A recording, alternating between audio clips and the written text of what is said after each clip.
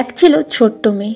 সে সবসময় লাল রঙের একটা টুপি পরত, তাই সবাই তাকে লাল টুপি পরা মেয়ে বলে ডাকত।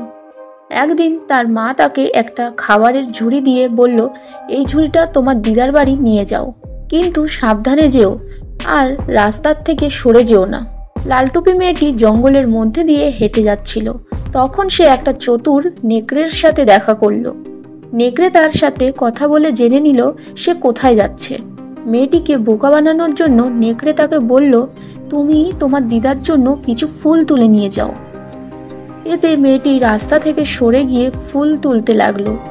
এই সুযোগে নেকড়ে দিদার বাড়িতে আগে পৌঁছে গেল। সে দিদাকে গিয়ে খেয়ে নিল এবং তার পোশাক পরে দিদার বিছানায় শুয়ে পড়ল মেয়েটির অপেক্ষায়। মেয়েটি তখন বাড়িতে পৌঁছলো। সে লক্ষ্য করলো যে দিদা একটু অদ্ভুত লাগছে। তখন মেয়েটি বলল, দিদা, তোমার কান এত বড় কেন?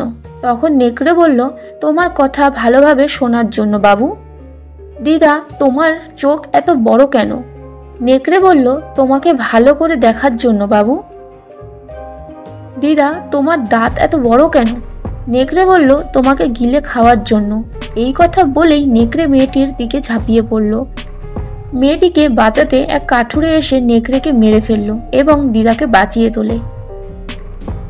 এই গল্প থেকে শিক্ষা নেওয়া যায় যে অপরিচিত লোকের সাথে কথা বলা উচিত নয় এবং সতর্কতার সাথে চলাফেরা করা উচিত।